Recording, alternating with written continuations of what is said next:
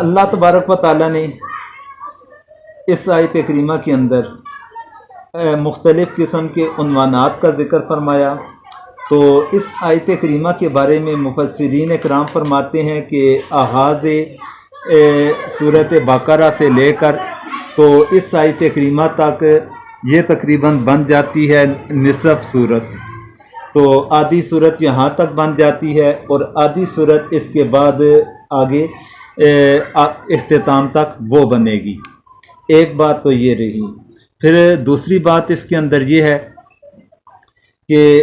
اللہ تبارک و تعالیٰ نے اس آیت کریمہ کے اندر جب مختلف عنوانات کا ذکر فرمایا تو اس سے پہلے جو آیات کریمہ گزری یا رکوعات گزرے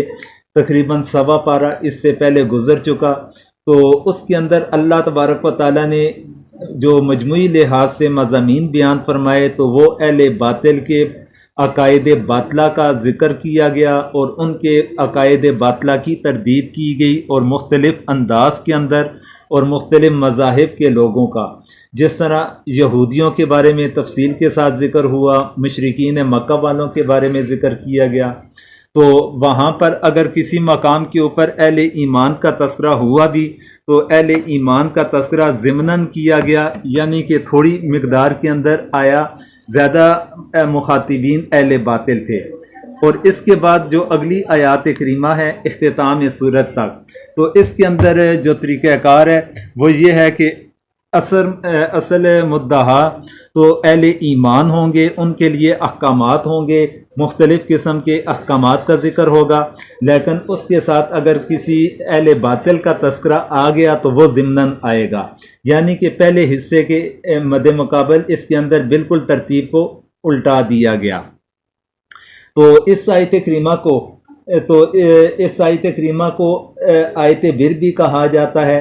تو اس آیت کریمہ کے اندر اللہ تبارک و تعالیٰ نے مختلف چیزوں کے بارے میں تذکرہ فرمایا کہ جس طرح انسان کی اعمال، انسان کے لیے، ایک انسان کی ہدایت کے لیے جو چند چیزیں اللہ تبارک و تعالیٰ نے زیادہ ضروری قرار دے رکھی ہیں، تو وہ تمام چیزیں اللہ تبارک و تعالیٰ نے اس آیت کریمہ کے اندر جمع کر لیا۔ اب اس آیت میں اصولی طور سے تمام احکام شرعیہ، اعتقادات یعنی کہ عقائد کے حوالے سے، پھر عبادات کے عبادت کے حوالے سے، پھر معاملات کے لحاظ سے اور اخلاق کا اللہ تبارک و تعالیٰ نے اجمالی طور پر تذکرہ فرما لیا۔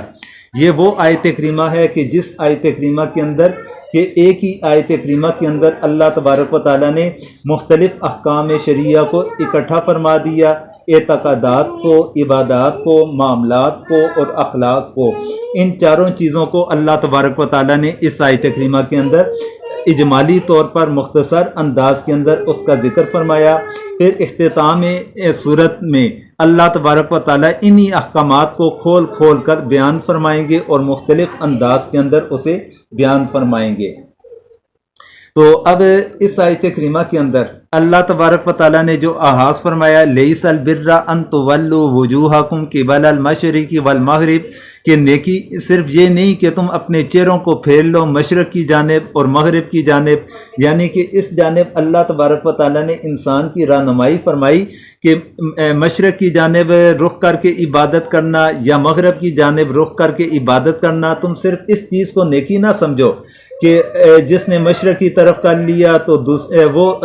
جو مشرق کی طرف رخ کر کے عبادت کرنے والے ہیں وہ سوچیں گے، کہیں گے کہ جو مشرق کی طرف رخ کر کے عبادت کرے گا تو وہی صرف ہدایت کے اوپر ہے، مغرب والے کہیں گے صرف مغرب کی طرف والے ہدایت پر ہیں۔ اللہ تعالیٰ نے فرمایا کہ اس بات کو اب چھوڑو، جو اللہ تعالیٰ نے فیصلہ فرمانا تھا وہ فیصلہ فرما دیا کہ پہلے بیت المقدس کی طرف رخ کر کے عبادت کرنے کا حکم تھا، پھر اس کے بعد بیت اللہ کی جانب اللہ تعالیٰ نے حکم دے دیا۔ اب اس باس و مباحث کو بالکل ختم کر لو، اب اصل نیکی کی جانب آؤ۔ اصل نیکی کیا ہے کہ جو ایمان لایا اللہ کے اوپر، آخرت کے دن کے اوپر، فرشتوں کے اوپر،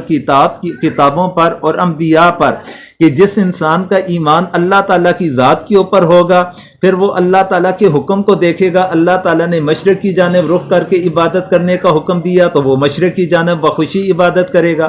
پھر اللہ تعالیٰ نے مغرب کی جانب رخ کر کے عبادت کرنے کا حکم دیا تو اس کے لیے تو اصل چیز اللہ تعالیٰ کا حکم ہے، وہ فوری طور پر اللہ کے حکم کی تابعداری کرتے ہوئے مغرب کی جانب رخ کر لے گا. تو اس لیے فرمایا کہ اصل نیکی کی جانب آؤ، جو اللہ کی ذات پر ایمان ہے، آخرت کے اوپر ایمان ہے کہ آخرت کے اوپر ایمان انسان کی دنیا کی بھلائی کا، انسان کے نیک اعمال کی طرف رخ کرنے کا، برائی سے رکنے کا بہترین عقیدہ بن جاتا ہے. پھر فرشتے ہیں، کتابیں ہیں، انبیاء ہیں. یہاں تک اللہ تبارک و تعالیٰ نے عقائد کے بارے میں ذکر فرما دیا. پھر آگے فرمایا وَآتَ الْمَالَ عَلَىٰ حُبِّهِ ذَوِي الْقُرْبَىٰ وَالْيَتَامَىٰ وَالْمَسَاكِينَ وَابْنَ السَّبِيلِ. پھر یہاں پر اللہ تبارک و تعالیٰ نے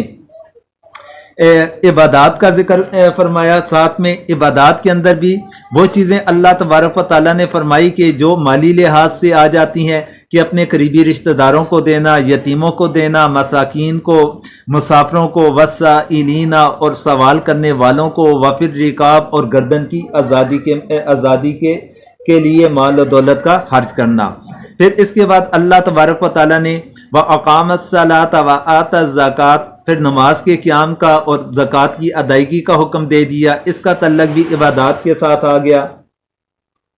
تو آگے فرمایا وَالْمُوفُونَ بِعَهْدِهِمْ إِذَا عَاهَدُوا اور پھر یہاں اس آیت کریمہ کے حصے کے اندر اللہ تبارک و تعالیٰ نے معاملات کی طرف